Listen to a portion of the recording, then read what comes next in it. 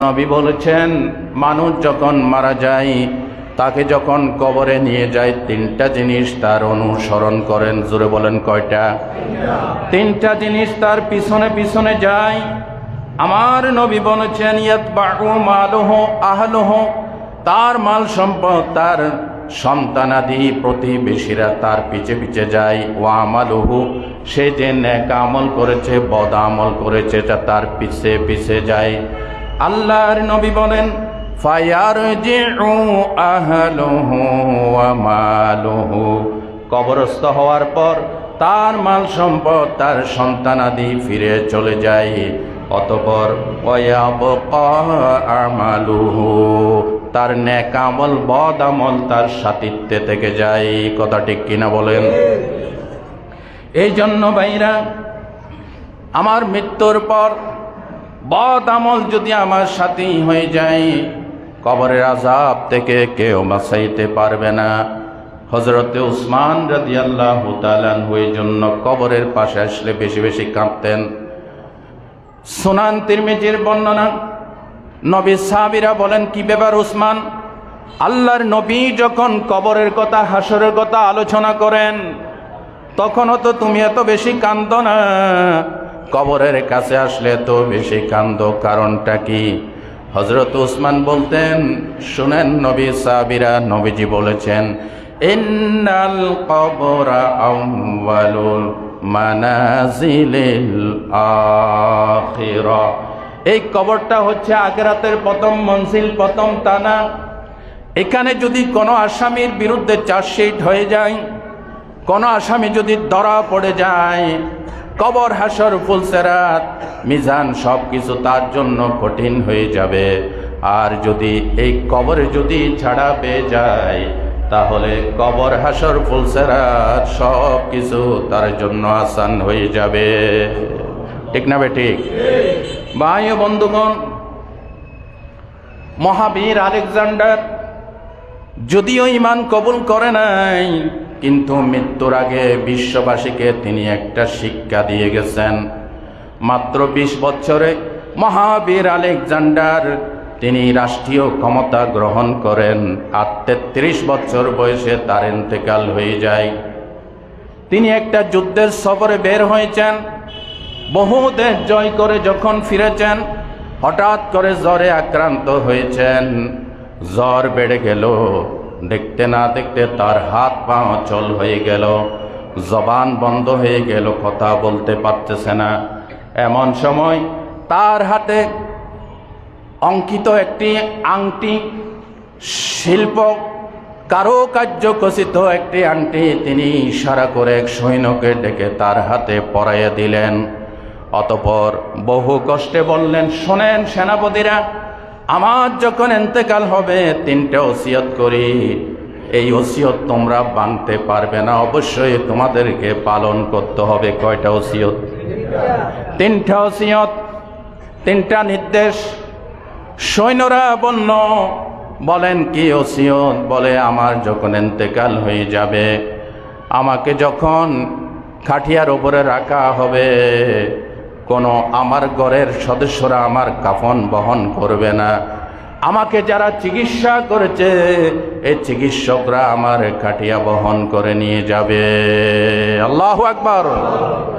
2 number, আমাকে যখন কবরে নেওয়া হবে, যে রাস্তা দিয়ে যে পথ দিয়ে নিয়ে যাওয়া হবে ওই পথে আমার সঞ্চিত ধনরাশি, টাকা পয়সা, সোনা মানিক্য জহরত সব কিছু ওই রাস্তায় ছড়িয়ে ছিটিয়ে রাখবে। 3 নাম্বার ওসিয়ত, আমাকে যখন কাপড় দিয়ে মোড়ানো হবে, আমার হাত দুইটা যাতে কাপড়ের ভিতর না থাকে, আমার হাত দুইটা যেন জানাজার কাঠের 2 পাশে কাপড় থেকে বের করে ঝুলিয়ে রাখা হয়। আল্লাহু আকবার। কোন সৈন্য সাহস করতেছে না কারণ জিজ্ঞাসা করার জন্য। এক সৈন্য সাহস করে তার হাতে চুমু দিয়ে বললেন, জাহাপনা, এই 3টা ওসিয়ত কেন করেছেন? বলে, শোনো, চিকিৎসকরা আমাদের চিকিৎসা করে, কিন্তু আল্লাহর যখন হুকুম এসে যায়, মৃত্যুর তাবা যখন এসে যায়, কোনো চিকিৎসক মৃত্যুর তাবা থেকে বাঁচাইতে পারবে না।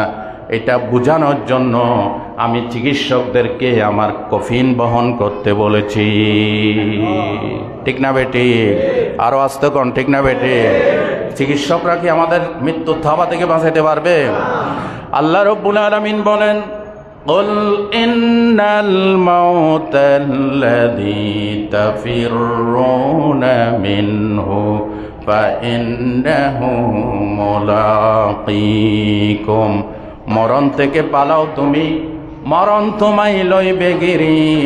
যদিও সুদূর আকাশ পানে, লোকাও সেটাই লাগিয়ে সিঁড়ি।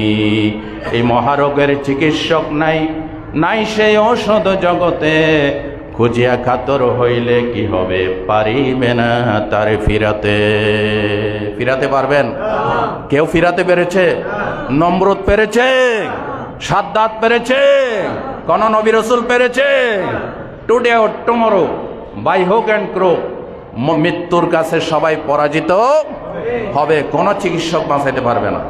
এই জন্য আলেকজান্ডার বলেছে, আমার মৃত্যুর থাবা যখন এসে যাবে, চিকিৎসকরা আমাকে বাঁচাইতে পারবে না। এই জন্য আমি বলেছি, চিকিৎসকরা আমার কফিন বহন করে কবরে নিয়ে যাচ্ছে। জাতি বুঝুক, চিকিৎসকরা মৃত্যু থেকে বাঁচাইতে পারবে।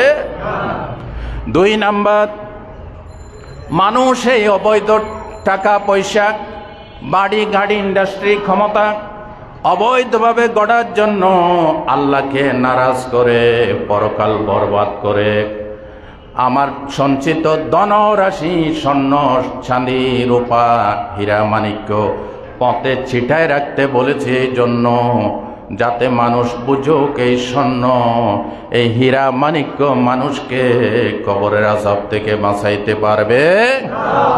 3 নাম্বার, আমার হাত দুইটা বের করে রাখতে বলেছে এই কারণে, মানুষ মনে করে এই অবৈধ সম্পদ ভোগ করবে, দখল করবে, কবরে নিয়ে যাবে।